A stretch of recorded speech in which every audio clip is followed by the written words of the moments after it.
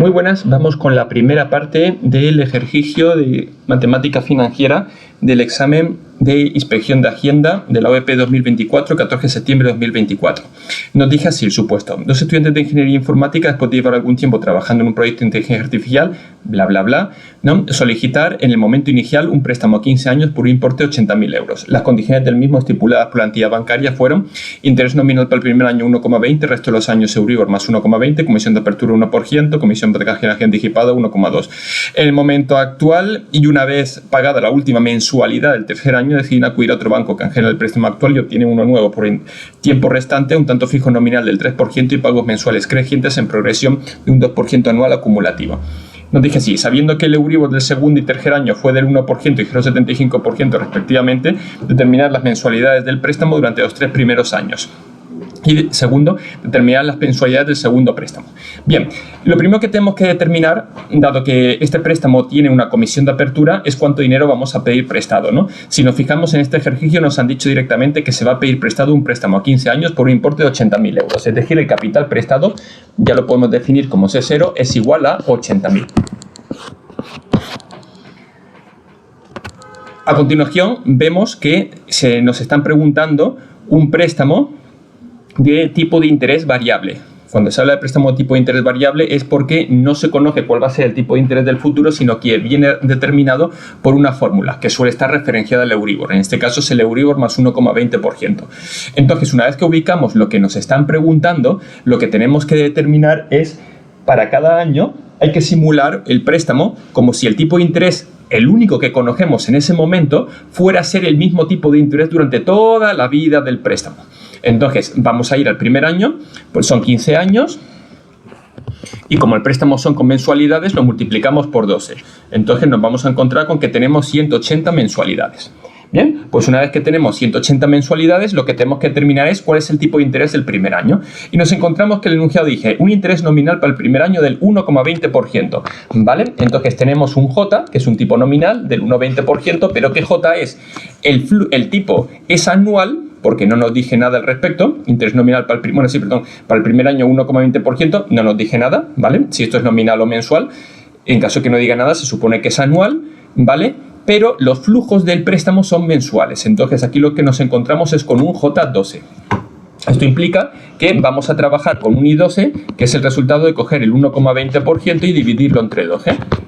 Que por algún casual de la vida pues sale un número exacto, ¿no? Que es el 0,1%. Ese es el tipo que vamos a trabajar. Entonces, ¿cuál va a ser la mensualidad del primer año? Vamos a llamarla M1. Bueno, pues aquella que haga la equivalencia financiera como si el 0,1% fuera a ser el tipo de interés durante toda la vida del préstamo. El 0,1%. Se resuelve la renta. La resolución de esta renta daría un resultado de 164,654. C0 es 80.000, porque es la cantidad que habíamos prestado, y por tanto, despejando esto, nos saldría que M1 es igual a 485,86. Que sería la respuesta a la primera parte, a la primera de las tres anualidades que tenemos que de las tres mensualidades, perdón, que tenemos que calcular, la del primer año. Un error bastante frecuente que se suele encontrar es que hay gente que probablemente cogiera y dijera: no, ese 0 no es 80.000 porque hay una comisión de apertura, entonces tú ingresas menos dinero. Eso es una deformación de las ecuaciones de tipo de interés efectivo. Aquí no me están pidiendo que calcule el tipo de interés efectivo del préstamo. Si lo estuviera calculando, efectivamente la comisión de apertura se tendría en cuenta y haría que fuera mayor. Aquí el banco me ha prestado 80.000 euros y yo le voy a tener que devolver 80.000 euros. ¿Que además me ha cobrado una comisión de apertura? Pues mala suerte haberte ido a otro banco, por así decirlo. Pero eso es un extra que tengo que pagar, no un beneplácito que me da el banco. No, es que como ya te he pagado comisión de apertura, me tienes que devolver menos dinero. No, yo te pago 80.000, me tienes que devolver 80.000. ¿Vale? Bien. Ahora, siguiente paso dentro de este tipo de tipología de préstamos. Hay que situarse en el momento temporal, hay que hallar el capital vivo del momento temporal en el que se va a producir la siguiente revisión del préstamo. No nos dicen nada, pero en principio las revisiones del préstamo no establecen, pero si nos están dando los Euribor por años, son anuales. Podría haber sido semestrales, en cuyo caso habríamos tenido que situarnos en C6. Pero como no me dicen nada, me tengo que situar en C2, para saber En el momento de la revisión, en esos momentos, ¿cuánto dinero debo? Bueno, pues entonces lo hacemos por método prospectivo. Va a ser M1 por una renta de 188 menos los 12 meses que han transcurrido ya al 0,1%. 188 menos 12 es 176. Esto me saldría 176. Perdón, estoy diciendo 188, es 180. 180 menos 12, 168. Estaba dando una cifra que no era 180. 168, ¿vale? Sería esta. Y entonces ya podemos resolver la renta. 0,1 elevado a menos 168 más 1 entre 0,1. Bueno, pues esta renta me saldría 154,57, que multiplica M1, que lo hemos hallado antes, que es 485,86, y eso me sale que el capital vivo C12 es igual a 75.101,91. ¿Vale? De manera que para el segundo año encuentro que en estos momentos tengo una deuda de 75.101,91. Esta es mi deuda. Quedan 168 mensualidades y ahora vamos a ver qué tipo de interés es el vigente en estos momentos, como si fuera toda la vida del préstamo. Entonces volvemos al comienzo y vemos que el Euribor del segundo año fue del 1%. ¿Vale? Y la regla nos dice que el resto de los años es el Euribor más 1,20%. Entonces me voy a encontrar con que al 1% le tengo que sumar el diferencial del 1,20%, lo que es equivalente a un 2,20%. Y esto de nuevo vuelve a ser un J2G. 2,20 entre 2G, en estos casos me sale 0,1833%. Este va a ser mi I12. Salvo indicación expresa en contrario, usaríamos el Euribor como tipo nominal. Bien, tendríamos esto por un lado y luego por otra parte, yo voy a comentar otra cosa de esto. Una errata del enunciado, no está bien redactado, ¿vale? Sabiendo que el Euribor del segundo año y tercer año fue del 1%, sabiendo... se sabe en el momento en que llega, ¿vale? En este momento actual, lógicamente, no podemos saber cuánto vale el Euribor. Se podría redactar a lo mejor de otra manera que eso quedara un poco más claro. Bien, entonces, continuamos el ejercicio. Entonces, ya podemos resolver, es decir, 75.101,91 es igual a la mensualidad del año 2 por una renta de ¿cuántos meses me quedan? Lo hemos calculado hace un momento, 168, y ahora es como si ese tipo de interés fuera el mismo durante toda la vida del préstamo, el 0,18333%. Que lo meto en memoria para calcular. Muy bien, pues entonces resolvemos esta renta.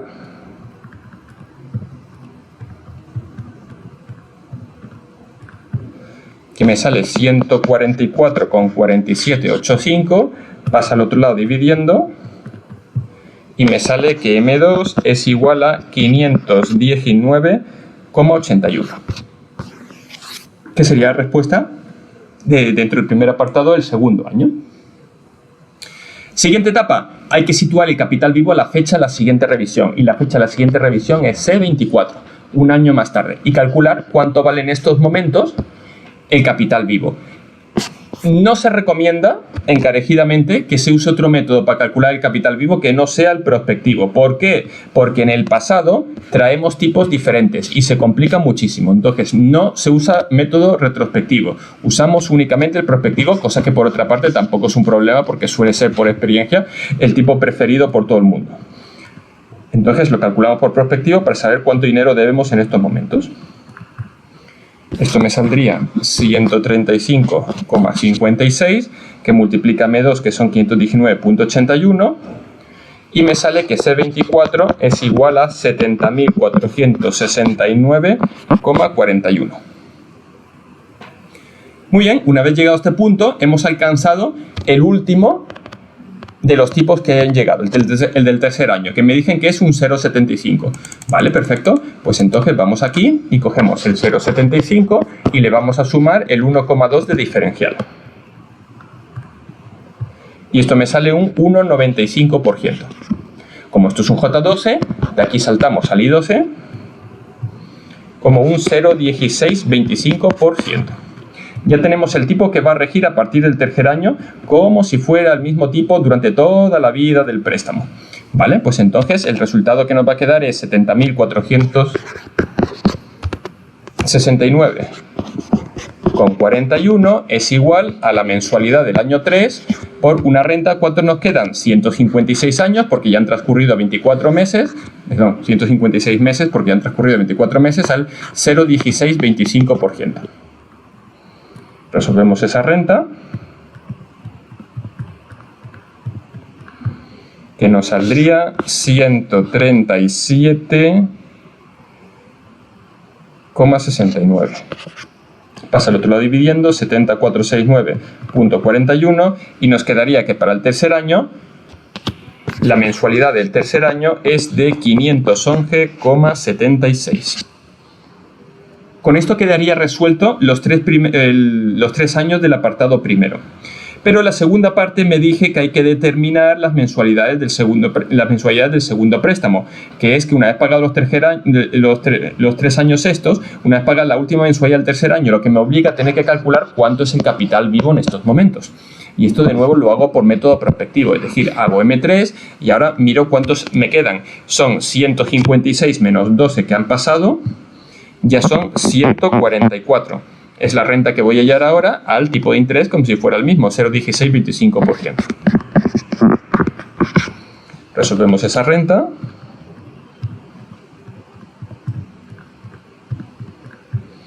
Y esto me sale 128,3, que multiplica M3, que es 511,76, y me saldría que ese 36 es igual a 65.658,93.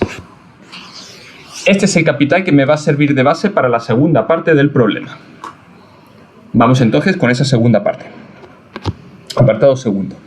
Nos dije, el apartado segundo, en el momento actual y una vez pagada la última mensualidad, que otro banco cancela el préstamo actual y obtiene uno nuevo por el tiempo restante. Tanto fijo nominal del 3% y pagos mensuales crecientes, es decir, tengo un J12 del 3%, lo que me supone que me va a salir un I12 de 3 entre 2G. Del 0,25%. Ya eso ya lo tengo calculado. 125 entre G más 1, lo meto en la memoria calculadora, ¿vale? Y pagos mensuales crecientes en progresión de un 2% anual acumulativo. Es decir, en este caso, lo que me encuentro es que voy a cambiar el préstamo por uno nuevo, en donde voy a tener anualidades mensualidades que crecen anualmente en progresión geométrica. O dicho de otra manera, cambian un poco la dinámica del supuesto para preguntarme un poco de rentas, para así entenderlo. Entonces, lo primero que tenemos que determinar es cuánto dinero voy a pedir prestado.